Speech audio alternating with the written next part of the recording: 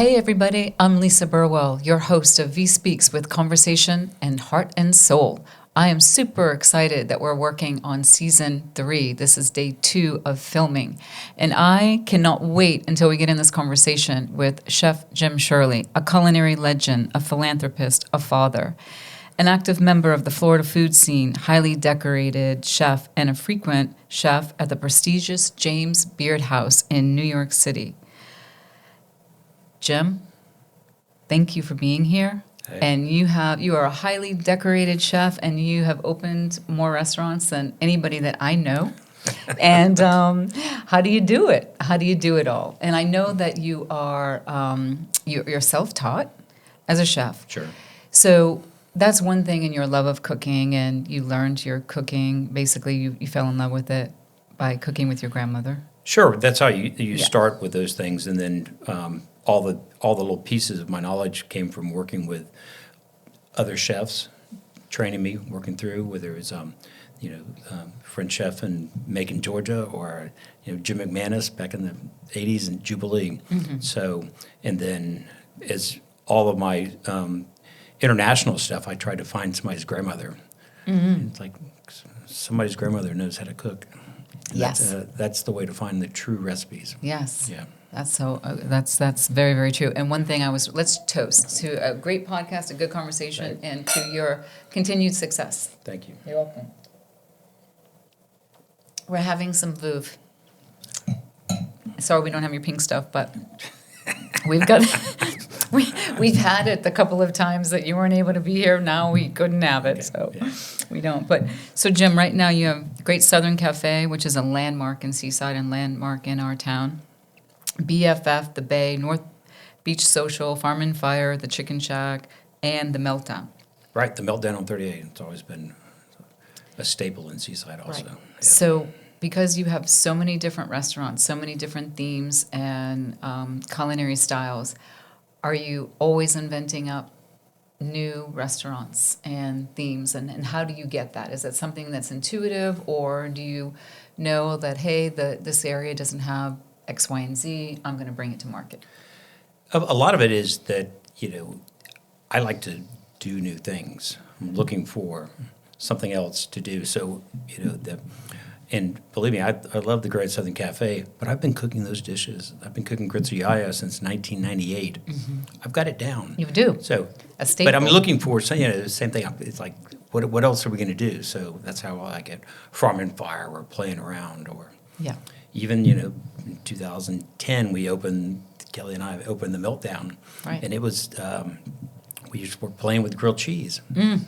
And you make the best grilled cheese? We had done a thing for one of the chefs on Iron Chef, and they're like, and we're like, well, grilled cheese is pretty cool. Yeah, Maybe we could, a staple. Why don't we do that in this truck? Uh-huh. Yeah. And So it was it's a fun. hit since the beginning. Oh, yeah. And that's been great. there for how long? Well over a decade. It's 14 years now. Yeah, 14 years. Yeah. That's pretty amazing. Yeah. So Yeah, crazy.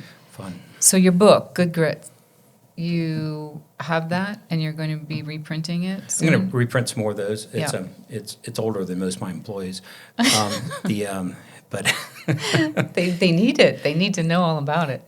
but it was just a fun thing. It was an easy publication because I'd been writing for the News Journal for 7 years, and so With your column was my called column, Good Grit. Good Grits, Southern Boy Cooks, Yeah. and this is kind of before the Food Network and the availability of many items that you could do. So Right. when I was writing about stuff, I was trying to show people how to do some international foods in the South where you couldn't find the ingredients. Oh, So, so now what changed that makes them just so much more readily available, like sourcing, like homegrown? well, everybody's keyed into, who doesn't watch the Food Networks or Right. some cooking show or something like that.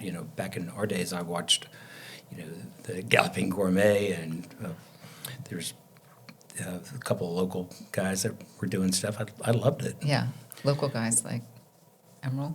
Yeah, well, no, he was already. He was way before.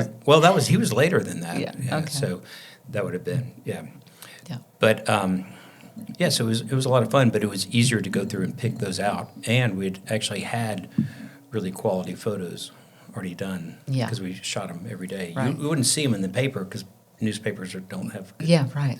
But they were actually usually pretty So good. was it a funny column? Like, was it serious? What was the column like? It's just really brief. Okay. I usually started with a cocktail of some sort, Okay. some reason to be drinking something. Yeah. And then, and then a lot of times there were funny little things that had started, So much that happens in the food world is kind of funny. Mm-hmm. There's like we're a very entertaining group. Yes, you are. As a group. Yes, you are. In 2014, you were one of a couple of chefs at the James Beard Foundation with a Southern-inspired dinner that my husband and I got to attend, and it was my first time in the hallowed halls of the James Beard Foundation. And there was a really cool reception in the back before we had all the guests had entered. And who was there? Like, there were a lot of people. Well, you had the governor, you had Miss America, you had Miss Universe, she was, Yeah. she goes, I love Spanish food, can I come? Uh-huh. Just called us out of the blue, we're like, Sure. come, of course. Yep. And a couple old school newscasters, and it was a very interesting Yeah, it was group. a very interesting group. And I think I took a wrong turn. I didn't know, but I remember like just going through the kitchen, and there you are, and all these chefs, and you're in the kitchen, and I might have taken the wrong door, and I walked through the kitchen to get into the living room part of the whole place. But I mean, it's so impressive. And as I was sitting there, I'm like, how many people really do, one, get to come here, and two, even how many chefs get to cook there? And what is it like for you? And what's the first year that you ever cooked there? So I think the first year was 2008. Uh-huh. Yeah, Okay. So And you've been there many times since then. 6 times. Okay. So it's really an honor because it's like for chefs, it's like the hallowed ground. Yes. It's like it's James Beard. Right, So, right.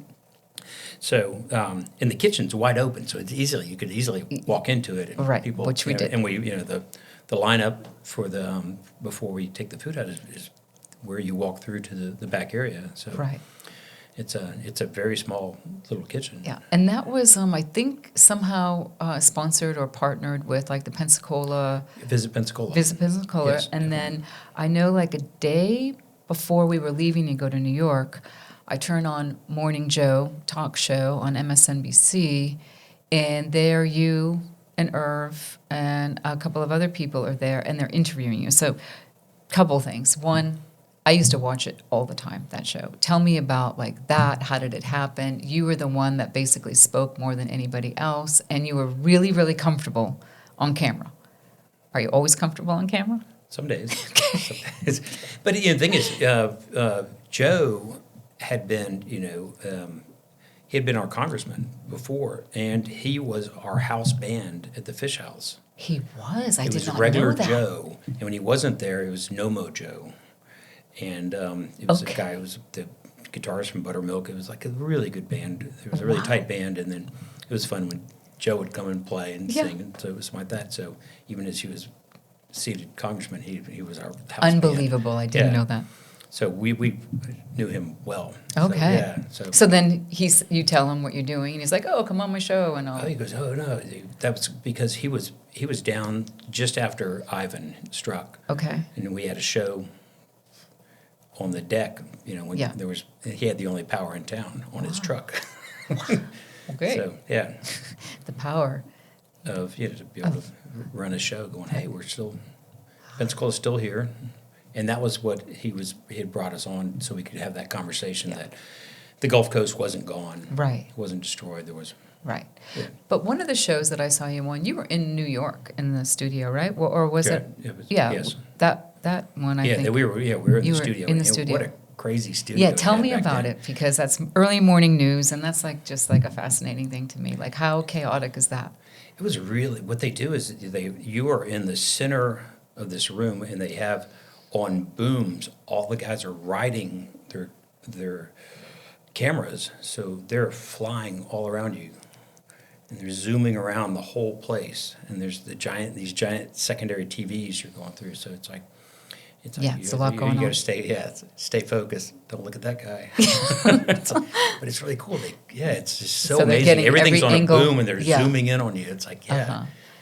Well, you did a great job, and you didn't look like you had any activity going on because you were spoke very well, and you were very engaged in talking about, I think, the menu and all that meant. But it was I've had a lot of opportunities over the years, because of the magazine. It has afforded me a lot of to enter doors that I most likely would have never entered before, and I consider one of those doors that night that we went there and I was in the James Beard. I'm like, oh my God, how is this happening? This is so cool. Right. And you've been there 6 times. So, and then I know you just came back from, I think, were you in New York fairly recently with our local TDC? Yes, yeah, we did a thing in the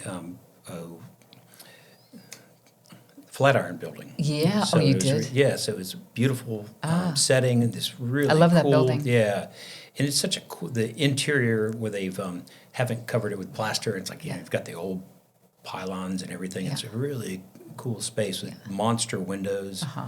They really did some really nice stuff there. And so you, the TDC, for people that don't know, they take you and other people that are representative of our culture, our food culture, right. And, architecture, whatever, that they can, take our area on the road, so to speak, and you're an ambassador when you go there. So when you're there, you're meeting a lot of press, you're cooking for people, and what did you cook for that particular event? So for that one, we brought in some crab. Mm-hmm. We were doing some black-eyed pea fritters. We did our soul rolls. Oh, good. There was, we brought in some little grouper bites with a butterbean gravy. And you get to talk? Do you speak at all, or are you? We speak a little bit, yeah, but mainly we were kind of tasked with speaking with the press individually. So the guys that are there, as you go through, instead of as a thing, you actually have a one-on-one with the press for that type of stuff. Well, that's pretty, it's effective, right? It's a very effective way for everybody to basically spread their wares and talk about things. What is, do you have a favorite restaurant? I know that's probably asking, if you have a favorite child, but do you? I think it's like the children. Your favorite is the last one you had. Oh, okay. What's the last one you had? The Farm and Fire? Yeah. Okay. And it's okay. Yeah. Doesn't mean James is my favorite. The children. Yeah, don't go there. Oh, no, I'm only kidding.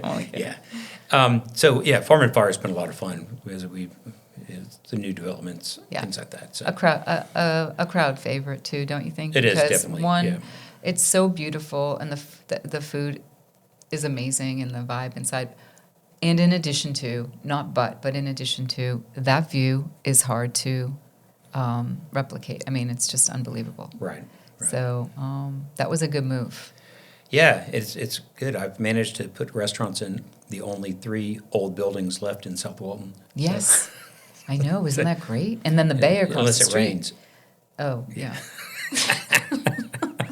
Well, I hope they stay the oldest buildings. I hope there's no plans to, No. Yeah, I hope they stay. Not at all. No, because everybody we need loves it. them. We don't want anything new. No. Because you have to keep the culture, right? That's what I think, and that's what I love about going to the Bay. But on both sides of the road there, that's amazing. All right, so I'll pivot here for a second, but take us back to your childhood days and your pilot. Your dad was a pilot in the Navy. Okay, so I think if I remember speaking to you before, that your upbringing and the immense amount of travel and relocation that you did, really exposed you to cuisine around the world. Can you further upon that? Because that's where it all began for you. Sure. So Dad was a Navy pilot. Yeah. So of course we lived. Did the usual. I was born in flight training in Pensacola. Uh-huh. Everybody else, and then we've lived in Iceland. And from Iceland you live in all of Europe because you hop on planes. Half hour. Back then, everybody jumps onto there's the old triple wing. Yeah. So it's So we've and then the exposure. Then we moved to Coronado, and then the exposure from all of Dad's travels through Vietnam, unfortunately, through all that kind of stuff. So it was. We've always eaten locally and produced it and brought back the stuff, and then the Navy culture just envelops all of the flavors of all the international flavors. What was one of your favorite places that you went regarding the food scene from your youth? That you just like, wow, this is like so good. This is amazing. Just as a kid, I loved London because the guys were doing the fish and chips. Oh yeah, right how there. can you not like that? Yeah, outside of Buckingham Palace. Yes, there's like that. We tormented the guards. We ate the so fish fun. and chips. Yeah. Oh my gosh, that's crazy. So, so tell me about like a major highlight that happened in your career that might have been just either one like super significant for you, or that it was life-changing and that it pivoted you to go a different direction. Like, I don't know what that might have been. I know one thing, you were in Pensacola for a while, and then you made the move out here. And I think that, I won't speak for you, but it looks like when you came out here is when you like completely had your mojo to like completely do the Jim Shirley thing and like rock it. Right. So we'd done well in Pensacola, and we'd helped build a lot of the stuff. I was fortunate to be at the right time when there was the growth of the restaurant scene, because there wasn't one. Right. There was more like So then I was trying to do this farm to table thing because I was involved with the Southern Foodways Alliance. Right. And I had all these great seeds and all these things that we needed to be grown in Santa Rosa, Escambia County.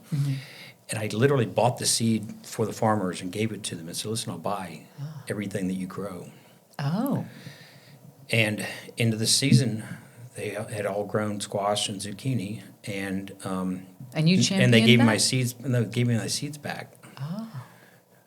Wow. So they're selling they get 25 cents a pound for what they can sell. The rest of it rots on the street because it all comes ripe at the same time. And they didn't do any of that stuff. So I had this guy that runs the Institute for Human and Machine Cognition, Dr. Ken Ford. Yeah, tell me about him. Oh, he's Robert Davis was bringing him up in a meeting a couple weeks ago. So he's like the world culinary doctor. So he had been one of the heads of NASA. He was on the National Science Foundation, made him one of the kings of Antarctica. But he was a food guy. He was a super foodie. Did not know he was a food guy. He was a super foodie. I mean, they literally had John T. Edge was hired by Bon Appetit to follow him around and write an article about what this guy was eating.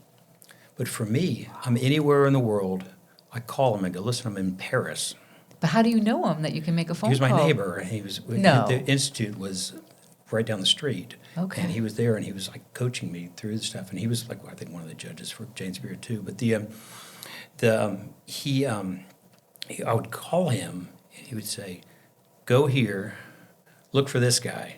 Go to the ball bartender. And he knows what's going on. In Paris? Order this, order that. Yeah. Go to Joel Rubichon's for lunch. No. Get the 10-course. Sit at the bar, get the 10-course. Are you by yourself, or you with somebody at this time? I was with somebody else. Okay. But it didn't matter. It was no matter what. Right. But anyway, so he had introduced me to Robert Davis because we were doing some things. I was doing like a Shiraz and oyster tasting for whatever reason. Where? In Pensacola. With Robert? I invited Robert. Oh, okay. And I told him about my problems with the farmers. And he goes, I'm doing a charrette with the Seaside Institute in Pienza. And I have the women that started the farm-to-table part of Chez Panay coming. So if you come with us, we can all work together. So we did that, and we sat cool. Yeah, we sat at the back of the charrette, snuck out, went to the Osterette, and ate the grilled cheese, which is just broiled cheese with wine. All we're supposed to be in the meeting, but. Oh, of course. You're a rebel. You're a renegade. Well, he was with me. Robert was with you? Well, he is too. This is such a good story. But so we became friends, And he offered me the space at Great Southern. Unbelievable. So, Wow. So I would never in a million years have known what you were talking about had I not been on the Seaside Institute board, which I've been on for a year and a half. right. And they're going to Copenhagen in September next year in 2024. You should come with. Sure. And that's to study, the sprawl of automobiles that they were able to transition to cycling community. We're championing that, trying to get that done here Sure. too. But they haven't done that in a while, and it's reviving the travel abroad pienzas, like you say, and that's going to be the first one that we've been on in a long time. And because that's such a cool story from before, you should definitely come with us. Yeah, so I love the whole premise of that whole trip was the agricultural edge. Wow. Look out your window, and what do you see? You see the white cows, you see these fields, you see the goats. This is what you're eating when you're in this place. So you're Local sourcing. dining is local sourcing, and also making your culinary parts as part of the local culture. Unbelievable. So. What did you have something to do too with anything in the Seaside School too, that you were doing some things? Were you doing any teaching or whatever with the kids and the growing? I mean, I know Emerald had some things back there, but you were part of that too, Sure, right? we all did. Talk Everybody about that. did that. So they would Who, have. who they would have championed that? Was that a Seaside Institute? Was that a school? Who was the head of that? Yeah, so even way back when we started, I was trying to get all schools to build a little garden, something like that. So I had asked him if Robert Davis, if he would. I said, you have this empty space right here at the corner. Why shouldn't you put a garden in there? Yeah. So they did, and that was the start of that. And then they built it into their curriculum. Right. And then they would have chefs come through, and we all volunteered. Jim Shirley, Emerald. It's like everybody took the time to do it. Yeah, right. That's so. It was fun. It was a great thing. So great. Yeah. Yeah. The more I think about it, the older I get and the more I've been here, and I know you're, a merchant, but that sounds like a much more intimate experience that you had with Robert than just like a transactional, deal that you have as a tenant in there. He really, he is so interesting and has such a wide array of interest and just constantly thinking and moving forward. It has been an eye-opener for me when I've circled back, because I had worked for him for a long time ago, like 30 years ago in Seaside, and haven't, had too much interaction since until recently. He's amazing. Yeah, no, and he's so well respected around the world. I know. So like the people that are showing up for his talks are just incredible. It's like. Yeah. Jordan and I are going to England next week to go to a new urbanism week-long event at Poundbury, where Prince Charles had taken a lot of cues from Robert Davis and Andreas Dwani on new urbanism 30 years ago, and in using those principles to create his own town called Poundbury. And we're going there to basically study and learn about that, which is all those people from around the globe are going to be, and they all know Robert, because Robert is the, No, those are all the people that have been at all these events. It's like always they're really a bunch of crazy alphas, but they really do plan all the cities in the world. I know. It's unbelievable. Yeah. Do you know that the county sent out an RFP about, 6 months or a year ago to get a land planner in here to land plan to Funiac and Freeport, and that DPZ Andreas Dwani was awarded the job 2 weeks ago. So that means that everything that we know what that means, like land planning, purposeful development, connecting the south to the north, and that is now solidified and underway, where he's going to be championing that. So what he did at Seaside, how cool is that? Yeah, no, and he really knows how to do all that. Yeah. So that's great. But that's unbelievable. That's so crazy. So you have so many awards. You're so heavily decorated. But tell me how important it is to you to have won Wine Spectator of the Year award, the Award of Excellence in the past. It was a goal I had back in 2005. So, and in Pensacola. Oh, was it gold? Yeah. Okay. So that was Because gold. were you totally into wine? Did you love it? Did you I study did. it? Completely. Yeah. Well, yeah. That was all part of everything, and I wrote all the lists in the past and something like that. So I had done wine travel, 3 weeks in Australia with all this stuff. I used to have to explain when I would apply for my award. I would have to explain why a place called the Fish House had so many Shirazes on it. So during that period, it was like Pensacola was Shiraz madness. They drank Shiraz with everything. Really? Because you introduced it and they liked it? Yeah, it was all these Shiraz is big good. jammy things Yeah. that are really not great with fish, but they didn't care. Yeah, Because it's good. They like said, this is what they want. So- Right. That's unbelievable. So it's So a lot you- of fun, and we've been continuing that through with all the restaurants. That's- the idea so is that's always to a be able to build Yeah. make sure that you have a balanced wine list, the right mix of things, and Yeah. it makes sense with what you're Right. feeding people. Right. So do you think that the food business that you're in has changed, and from this vantage point, that do people still like to go out to dine, because there's been like a shift like since COVID, and maybe even, well, I don't think it was before COVID, but to some degree, I think a little bit after COVID, like, what have you seen? Like, do people like flock back to eating out again?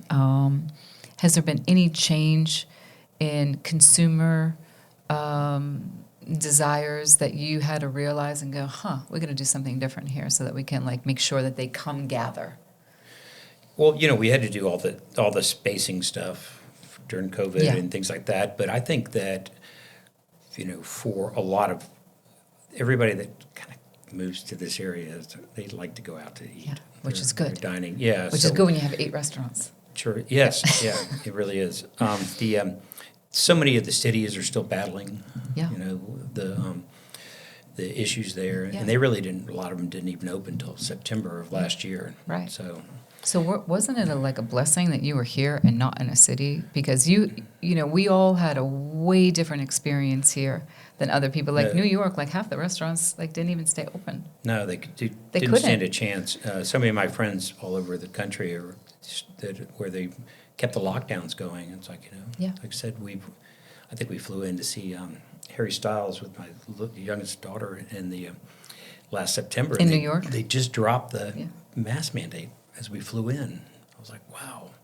Yeah. We hadn't seen one. Right. Like, so yesterday, we hadn't seen one for 2 years before that, right?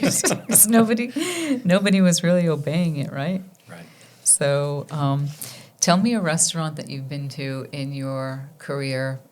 Could be young, could be yesterday or whatever, that you went and had a dining experience that you went, you've got to be kidding me, this is amazing.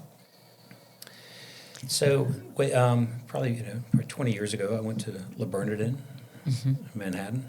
It was phenomenal. The chef spoke with me. Okay. It was all Oh, things like that. And Robuchon's restaurant in Paris was another one of those. did you go there? 10 courses, That same, 10 courses, that same, yes. That's where you went? Yes, Oh, tell me about that. 10 courses for lunch. It was Oh, okay. Did you take a nap after? so amazing. Everything It was, was. every dish was perfect. It wasn't,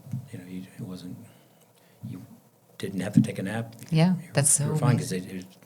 it didn't come in a hurry, but it was all just perfect. So Ken Ford recommended that? Oh, God, yes. Yeah.